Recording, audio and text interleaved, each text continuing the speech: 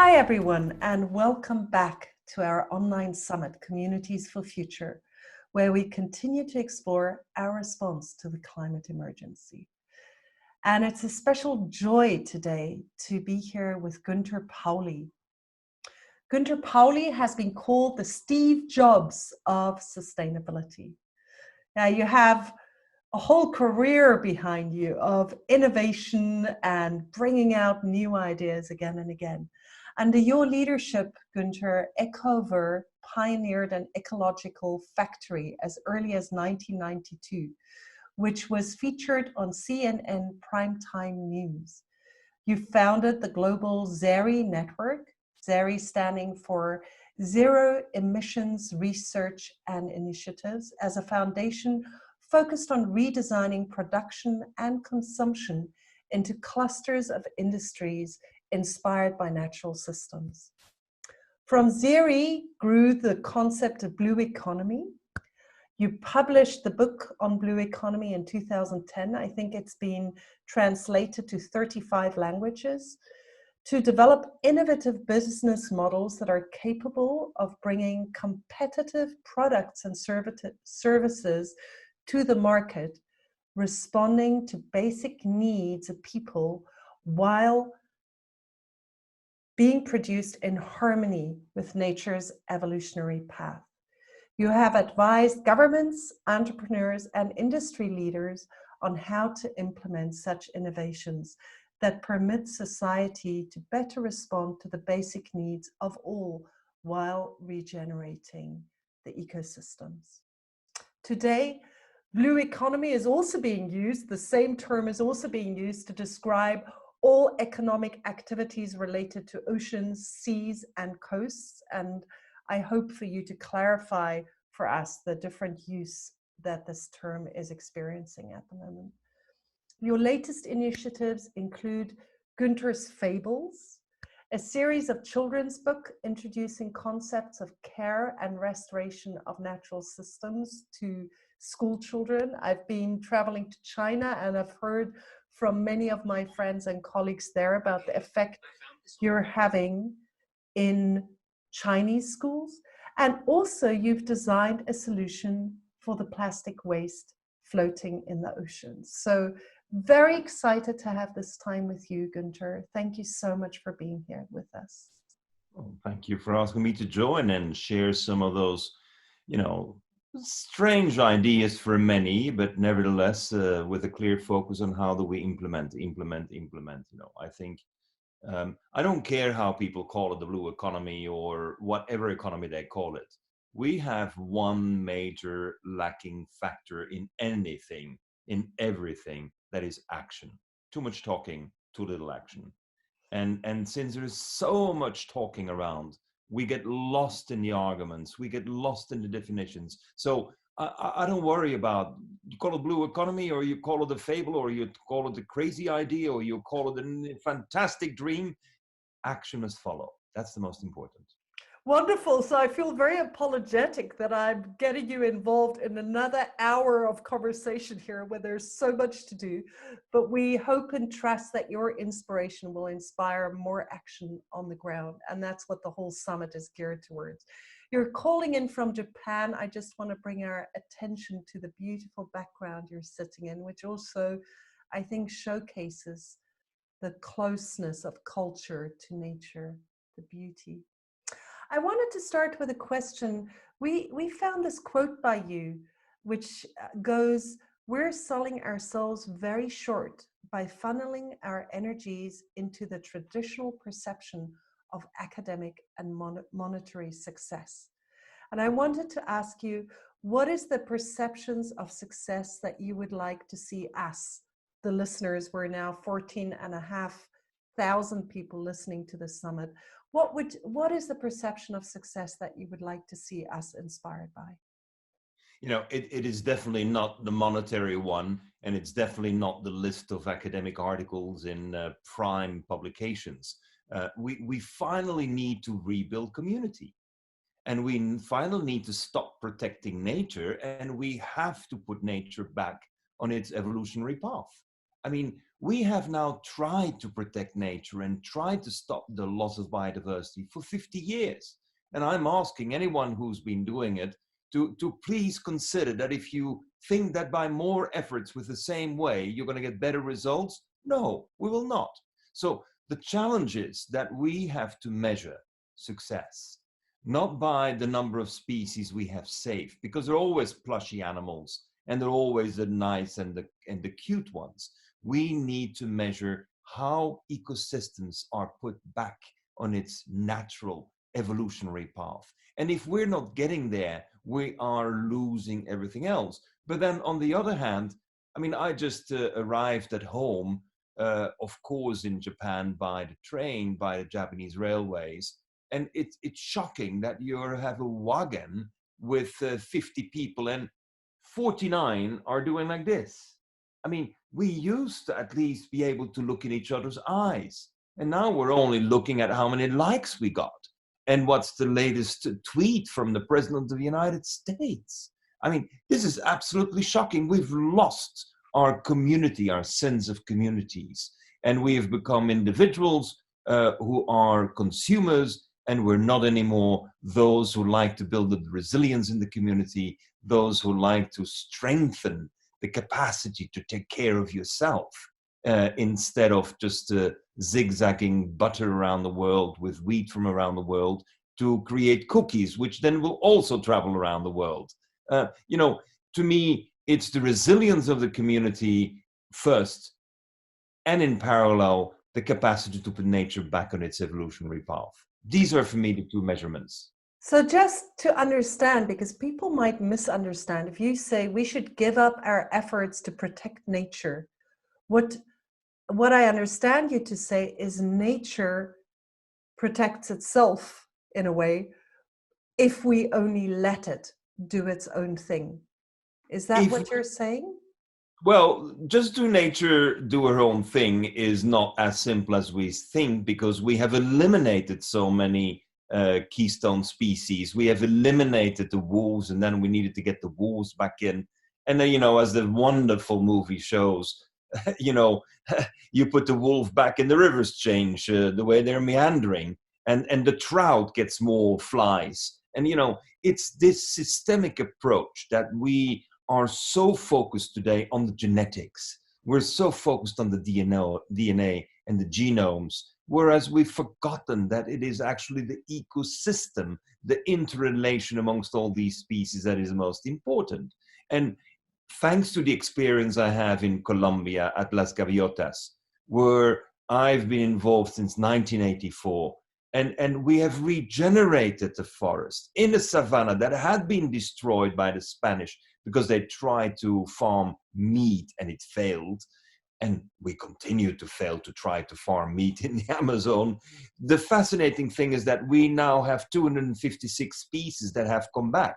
And the valley of the Orinoco, which is different from the Amazon, but the valley of the Orinoco today, where we have been able to regenerate the forest, is back on track. It has more rain than ever before. It has no forest fires, even when climate change has pushed the temperature up by 2 degrees. We don't have the forest fires because nature naturally regulates itself, that when you have a cooler spot like a forest, you will have more rain, and therefore you will have your fires in the savannas, but not inside the forests. It's a fascinating way that we need to get back to learn how to regenerate the ecosystems and how to facilitate for nature to get back on that tremendous force to celebrate life, instead of trying to split the DNA of an animal and then recreate it from Jurassic times. I mean, this is really on the wrong side of our humans' best efforts. But, you know, what do? Every student studying biology today learns DNA and learns genetic modification first year.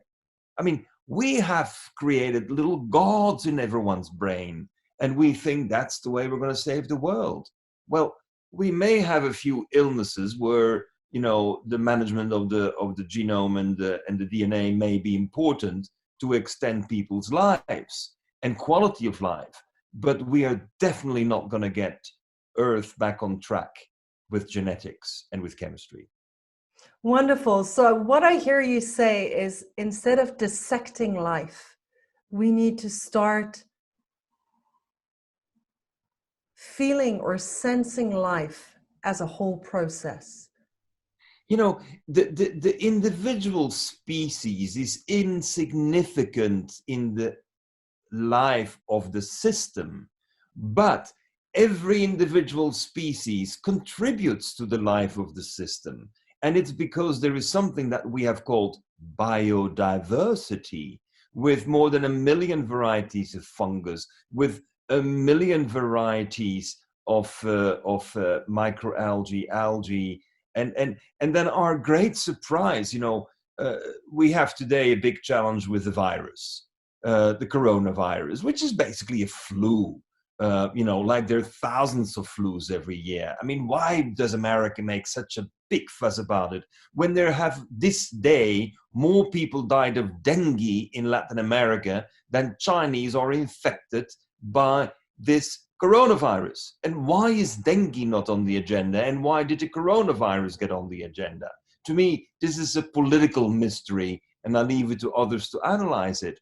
But the question I'm asking is, since there are 10 times more viruses in the world than bacteria, how come we only have about 5,000 viruses typified? How come? How come we've decided that the virus is not live, although our DNA is at least 10% pure virus? And the virus is alive, it can only not reproduce itself without invading a cell, but it's perfectly alive and devours algae blooms in the ocean when it gets all red, and that's taken care of by the viruses. A quinoa plant cannot survive in high altitudes at high drought and less oxygen without viruses symbiosis. And so I'm saying, why are we doing now with viruses what we've done with bacteria? We are descendants of bacteria. We are coming from the cells that once were just bacteria. And therefore, we have this misguided conception, as you said, this over dissection of everything into the smallest without having the capacity to see that life is more than a cell and is much more than a cancer and more than just a virus. Yes, and also that we're not standing above life, but are deeply immersed in life and an integral part of life and our communities. I really loved when you spoke about success being reinvigorating the fabric of community as a whole. It is reinvigorating the fabric of the community and the ecosystem. And when both go in hand, and the missing link is a business model. So this is a little missing link. I mean, we have brainwashed every year more than 1 million MBAs who all are convinced that the way to run the world is with a business plan, with a strategy, with audits, committees, technology assessments. We have decided that it's going to be the business plan based on core business, where we're always going to produce more of the same in order to always be cheaper. I mean, how in the heck did we get it so wrong? And the license to operate that used to be given at its origin to companies that were contributing to society is now a license to operate to pillage society, to mine the soil, to mine the earth and extract whatever it is. And all external costs are for everyone else, but for the one who's extracting the money. I mean, how insane is this? And since we have celebrated this concept of the core business strategy and the core competence with always higher economies of scale, if you have to compete on the basis of being the cheapest worldwide, you have to cut corners. You have to cut out the benefits to your workers. You have to cut out the benefits for nature. There's no way otherwise you can become the cheapest. So we have to realize the missing link is our business model. If we live by being competitive because you're the cheapest, then we are fried. Yeah, so maybe, because the next question I wanted to ask is about the concept of the blue economy. So maybe this is just an excellent possibility for you to introduce an alternative business model and explain to us the basic concepts of the blue economy. Well, first we need to talk about the green economy, because I was fighting for this green economy for 30 years. And the problem with the green economy is exactly this. Since you have a new innovative product that is not cutting corners, that is taking nature into account, that takes the workers into account, the obvious result of that is that you're more expensive. And you don't have that dominance on the world market, so you can't go for these economies of scale, and therefore whatever is green is more expensive, and therefore is for the rich. You know, we can't have a green economy for the rich only. And this is really where I realized about 25 years ago that even though Ecovillage was a green company, and even though our products were biodegradable, we were not sustainable. And we were not enhancing life. We were reducing the negative. Now, doing less bad is bad. Stealing less is stealing. Polluting less is polluting. Destroying less is destroying. And so therefore, this whole logic of reducing pollution, reducing our impact, minimizing the negative is a joke, because with a rebound effect, having now 8 and soon 10 billion people all aspiring to the same consumption, whatever we're doing less than one hand in percentage is going to be more in volume in absolute. Mm-hmm. And so we gotten ourselves into the trap of the green economy. And, it's been then redefined as a circular economy because green wasn't catching on well enough. But the circular economy is exactly what was proposed 25 years ago with the industrial symbiosis. There's absolutely no difference with industrial symbiosis. The only difference is that one big consultancy company got behind it, labeled it, and got it famous because they wanted to sell it to their customers. What we see, on the other hand, is what I have called the blue economy. And the blue economy is very simple. We respond to people's needs. We respond to needs of everyone living on Earth. That means also those who are not people. We respond to the basic needs of all with what we have. And that means we have to get creative, innovative.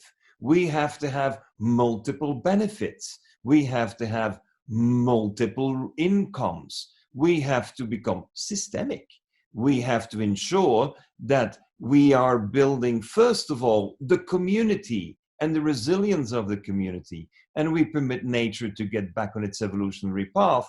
And the one thing that really needs to change in there is that we're competing not on the cheapest price on the market, but we're competing by generating the most value and the most benefits. You generate more and more benefits and value, you will be rewarded by your customer with loyalty, because that's what communities want. So in Las Gaviotas, by regenerating the forest, generating the jobs, we have more rain. The rain gets naturally filtered. So what is the benefit we give everyone? Free drinking water. Now, if you get every child to drink 3 liters of drinking water every day, and then you give them a bicycle, not dividends, but you give every child in the community a bicycle, we know that if all children are on a bicycle and drink 3 liters of water a day, we got rid of diabetes. We got rid of gastrointestinal diseases. Kids exercise every day and they drink. And of course, yes, we're a bit dictatorial because there's no Coca-Cola around. I'm sorry. No, the junk is not around. But what is the value of having a hospital that is closed because you don't have patients anymore? I mean, that is sustainable development. That is building community. And how does a community feel like that only in the worst cases we have to call in a helicopter to fly someone else out, but everyone is basically taken care of by a good health, by good food, by good exercise. And that is done in a country that's in the midst of an armed crisis. But also there, community is what, in Latin America at least, it's dance and playing instruments. And if you're not playing an instrument, you're a dancer. And if you're not dancing, you're playing an instrument. Now, both need each other. If you get people playing instruments and dancing, they have no time for guns. So community building, you know, by having a real interest in building that up, you have to start from the health of the people. That's water, that's healthy food. And of course, you have to have jobs for the people. And jobs means generate more value. If you want to be the cheapest all the time, you can't generate value. And if you're not generating value, you're not generating jobs. And that's why in Spain, 50% of the young, even today, are without a job. That's why in Palestine, 98% of the young under 26 don't have a job. Now, what do you want to create? How far do you want to denigrate and destroy a community when the young don't have a job? And that's because there is no logic around the concept of generating value and benefits for all. So say I move into, or I live in a particular context and I want to shift to blue economy. How would I start? Oh, the start is very simple. It's so simple, it's embarrassing. You stop. The first thing you do is stop doing something. Okay. And the stop is don't talk about the problems anymore. I mean, stop. No more problems. There's no more problem. No analysis of problems. No reports about the crisis. No strategic plans on how to get out of the crisis. Forget that. That is what keeps us in the crisis. The only way to go forward is to go for a good meditation, take an Ofuro bath, get warm in your heart and your soul, and then come out again and look for opportunities. And what we do when we come in communities, we make inventories of opportunities, portfolios of opportunities, and we don't want to hear about the problems anymore. We know that everyone has gastrointestinal diseases.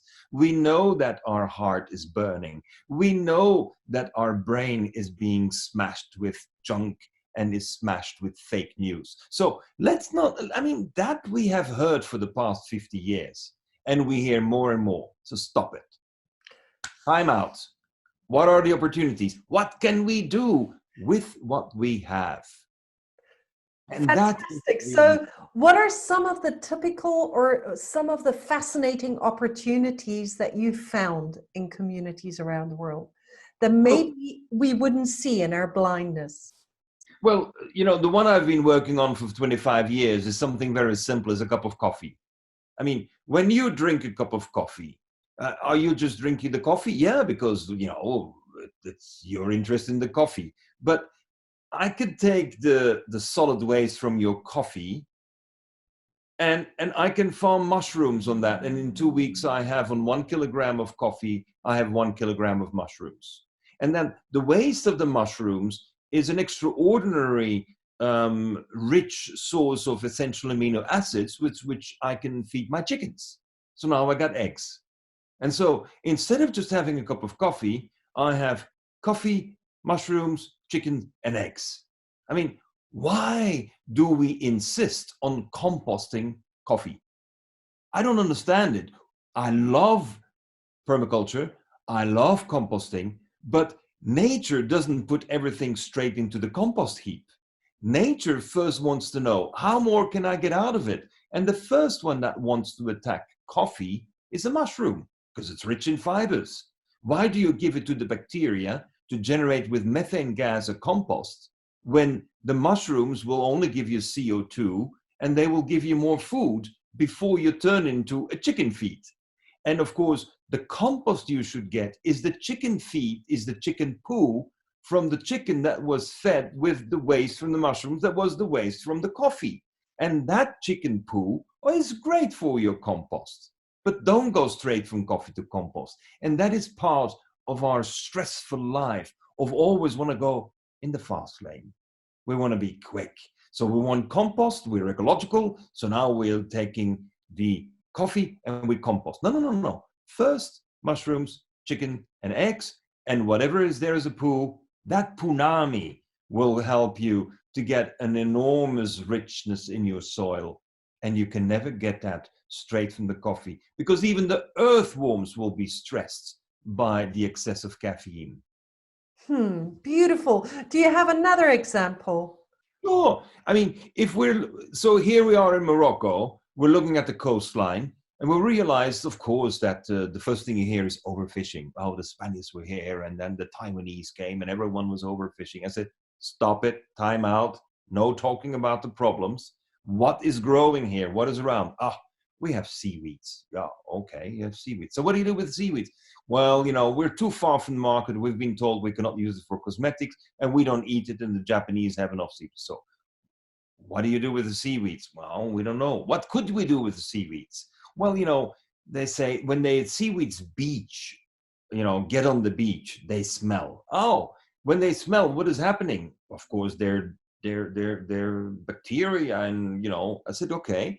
And they like it. Well, yeah, it smells very bad. Well, in that case, let's first start by digesting it and make biogas. I said, biogas from seaweed? Yeah, but normally that's with chicken dung. No, no, no, no, no, no. I mean, nature has a solution for everything. Nature is not monoculture. Nature is not one solution fits everyone. Nature doesn't come with the same box and applies it everywhere. So if you have seaweed, let us do the digestion. So when we were doing the digestion of the seaweed, we realized that there were these flickering things on the seaweed. And first we thought it was salt, till we realized it was microplastics. Microplastics? Sticking to the seaweed. So in 1 centimeter, you would have 12 pieces smaller than 2 millimeters. Now, we all can calculate 2 millimeters times 10. That is more than a centimeter. So you have seaweed full of microplastics. And of course, the first reaction of the team was disaster. We can't make biogas out of plastics.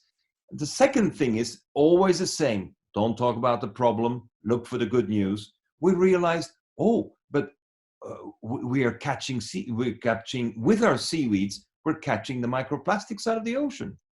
And no one figured out how to do that. Everyone is looking for complex equipment and machinery with steel and grand engineering in the ocean. And nature says, just send it off to me. I'm the seaweed. I know how to handle that. So now we've created these curtains, huge curtains, 1, 2, 3 rows of curtains of seaweed that can go down up to 25 meters, and they protect the coasts from those microplastics to get to the sea coasts. As a result, we're creating microplastic-free zones. Now, what's the value for a tourist? Do you want to go and swim in a beach where the water is guaranteed full of microplastics? Or would you be happy to come to a place where there are no microplastics because the seaweeds keep them out, and then the seaweeds are harvested every 6 months, turned into biogas, but that's only 50% of the curtain. The other 50% stays in the water and keeps on growing again and keeps on catching more of the microplastics. So what is the result? We're having a zero emissions biogas because 50% of the carbon is left in the sea, recently sequestered. So I'm taking carbon out of the air, I'm taking plastics out of the ocean, and I'm providing a wonderful biogas. And the solids that are left over are rich in potassium. So now we can create potassium and phosphates with iodine. We have a great fertilizer. And the residue that's left over are the microplastics, which we now can destroy. So what did we do? Instead of talking about the problem of overfishing, we're not talking about overfishing anymore, because now in the curtains that are hung out in the ocean, of course, the juvenile fishes can hide again, so they can grow again. And that regenerates life for the fisherman who thought that he needed to go farm salmon in the sea with imported genetics from Norway. And so, you see, every time we come to those situations, if the mindset is focused on, I'm going to find a grand new solution, then you don't find one, you find many. And when you have a portfolio of 20, 30, 40, 50 solutions, you can start weaving it back together into an economy. And an economy where the money floats in the local economy. Because instead of importing gas from Qatar now, or from Russia, now they're having gas right from their own seaweed. That means the cash that used to go overseas stays in the local economy. And that's what we call a multiplier effect. And since the cash starts circulating more, we can regrow the local economies. And we've done that about 200 times already. So there's no one who can ever tell me that I'm a dreamer or that I'm just spinning in my mind. We've done it so many times.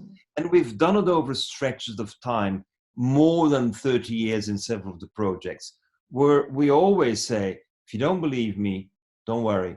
We've got a great team all around the world. Go and see it. Go and see it working. Don't debate it. Don't criticize it. Don't badmouth. Don't say this is not scientific. Take your own words, eat them, and go there and see for yourself. Wow, amazing. I find it so inspiring to listen to this. But just to ask about this residue of microplastics, which you said, you need to take out as a waste. Is there anything of value that you could do with it? Like, what is the opportunity there? Well, so the opportunity is in the first place health. I mean, we talk a lot about the plastics and the microplastics. They're not the biggest problem. The biggest problem are the additives. I mean, you go to a store, take IKEA, and you buy your curtains for your house and for your bathroom. No one tells you that these curtains are full with brominated compounds and with halogens that are endocrine disruptors. No one tells you that. Why? Because the industry has gotten the privilege to add 1% of the total mass of the chemical, of the polymers in with chemicals, and don't have to declare what it is. Shocking. Now, we've been doing that for 50 years, and the ocean is just building up, not with microplastics, with toxins inside the microplastics. I mean, why aren't people told about this? Why are we scaring them about the plastics? And now, even to the extent that the European Commission considers bioplastics and plastics the same, because plastics is bad. No. The worst is, of course, that we have these additives. It's bad that we're mummifying our body with plastics, but then we're turning ourselves into a mummy. But it's lots worse that we're having endocrine disruptors and carcinogens put into our body, not knowing it. And the ocean is getting full of it. So when we finally get those 5 kilograms of microplastics out of there, and 5 kilograms of microplastics may sound very little, but that's 10 billion pieces. It's 10 billion pieces of plastics we take out of the ocean. That's what we can do in 1 year with 1 hectare. Those 5 kilograms we need to destroy. So we do a pyrolysis. You can't burn it, because when you burn it, you make too much stuff volatile. You do a pyrolysis. That means you heat it up without any oxygen, just like you do with the fermentation, but now you do it at higher temperature. And then you destroy the molecular structures to the point that the part that can become a gas will become a gas and will become hydrogen or will become methane gas. And the solids that are these halogens, these metal oxides, etc., they will stick to the bottom. And then you can remove that. And that is the toxin that needs to be taken out of our life systems. Wow. So it's 5 grams per hectare per year. That means if we have about 30,000 square kilometers around the world, it'll take us 100 years to do the job. But we know it can be done. It may take 100 years. But we've been polluting the ocean since Mr. Bakeland invented bakelite. That's 90 years ago. we've been pumping the ocean with plastics for 90 years. So it's more than normal that we may need 100 years to clean it up. Hmm. Maybe 200. Yeah, so, at the moment there's so much speak of blue economy, but in this very other way, where it's suddenly this whole new area of engagement, which is the oceans and the waterways for economy. Can you say a few words about that? And, how is it for you that the same term that you've been using for something this beautiful and inspiring is now being used in a very different way? Look, the Earth seen from the outside, the universe is blue. The Mm, sky is blue, the ocean is blue. So everyone has the right to call it the blue economy because the ocean is blue. mm, So I don't worry about it.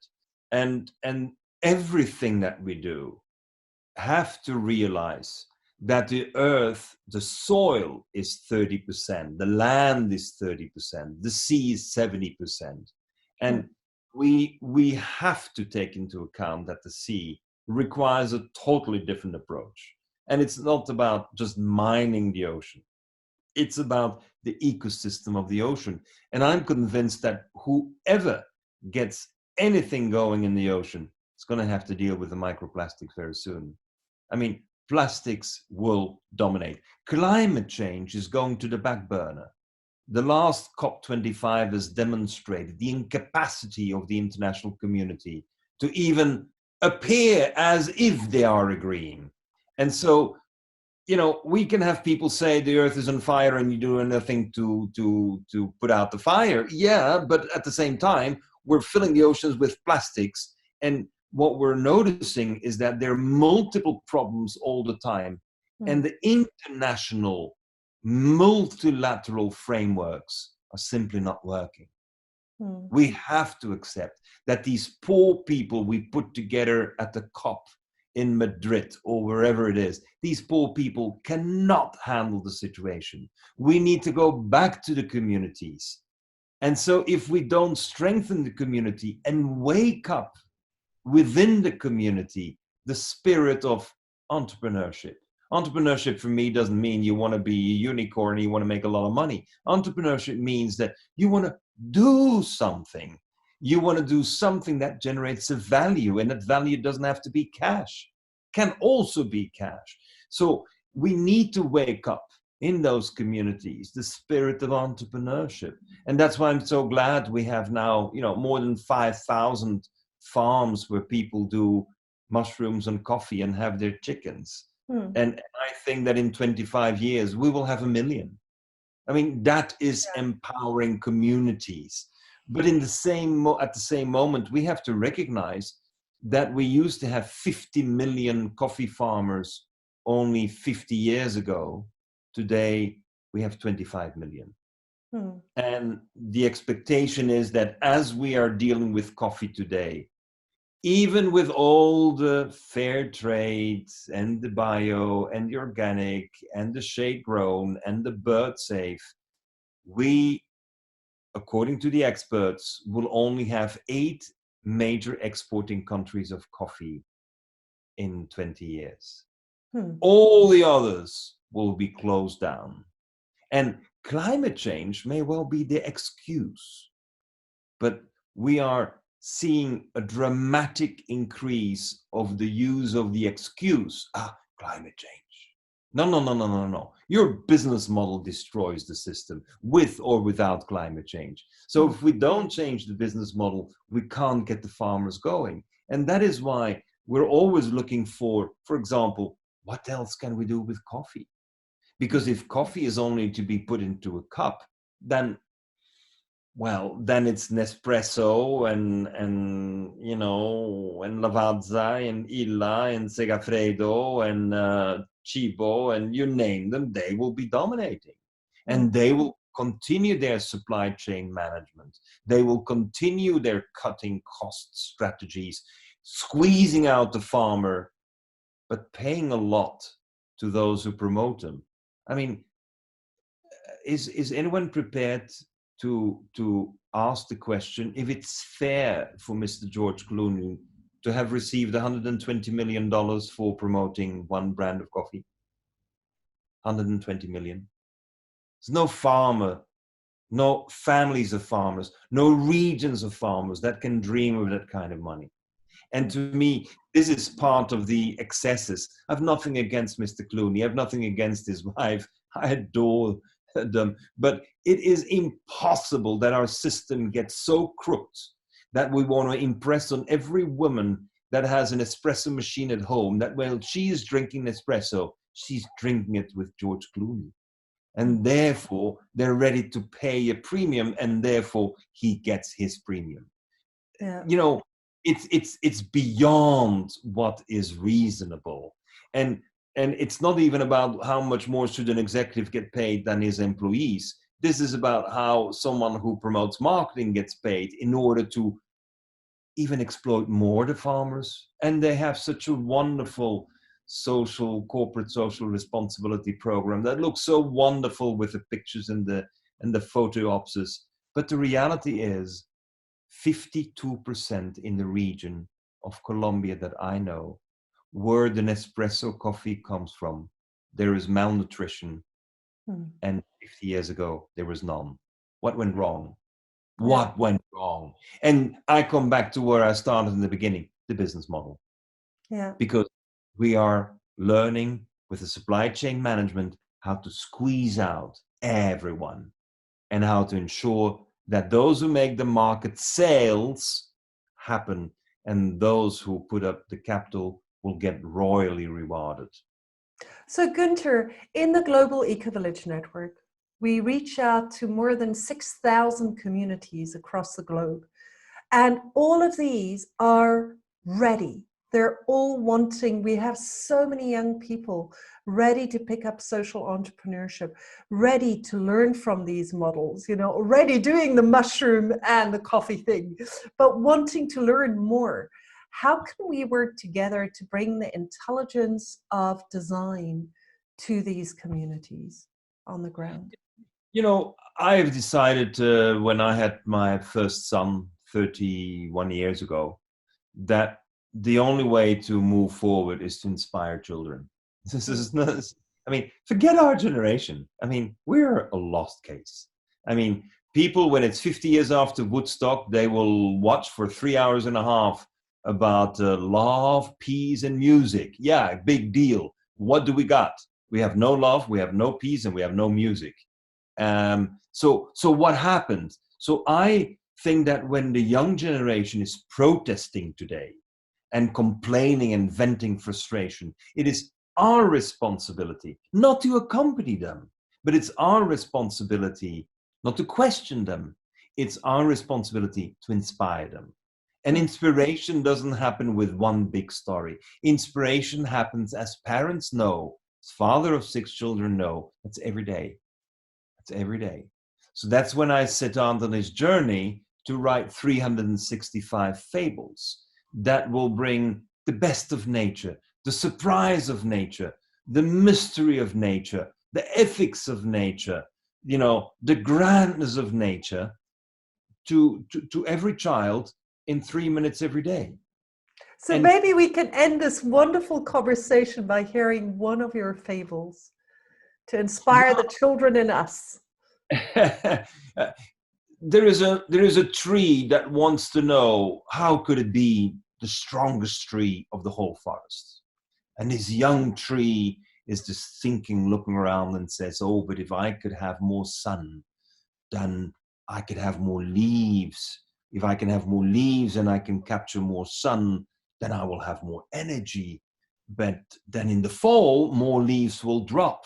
And the leaves that will drop will feed the earthworms and the bacteria and the fungus. And so they can make more humus for me. And if I have more humus, then I will be stronger. I will have more flowers. And if I have more flowers, then there will be more bees and the more pollination. That means that I will have more fruits. And if I have more fruits, then the birds will come. And when the birds come, they will leave droppings behind. So the rainwater will be enriched with the droppings and the minerals. So I can be the strongest tree. The tree realizes that it can only be the strongest if it gives away everything it doesn't need. The tree realizes it's on the strongest when it receives back from everyone else around it. He receives back what he needs, but he didn't even have to ask for it. It was given to the tree. But the tree has one big problem. The tree does not like the earthworm. No, it doesn't like earthworms. It doesn't like the earthworm because it never dared to ask the question, what's your head, what's your tail? And so it's very embarrassed not knowing what is head and tail, and therefore actually it started disliking the earthworm. But the tree realizes that with its strength, it could chase away all the earthworms. But if it were to chase away all the earthworms, it would never ever be the strongest tree. Oh, beautiful. Thank you so much, Gunther. It has been a joy listening to you. And yeah, I feel like we could have many more conversations. I hope we can invite you to visit some of our other eco-villages around the world and yeah, inspire them directly by your Thank you. Intelligence of seeing interconnections and possibility and opportunity. Passion, passion, passion. If we are not enthusiastic and passionate about it, you know, we're going to lose out against all these other ones. And passion is going to be the best arm. Thank you. Go Bye-bye. well. Thank you, Gunther. All the best.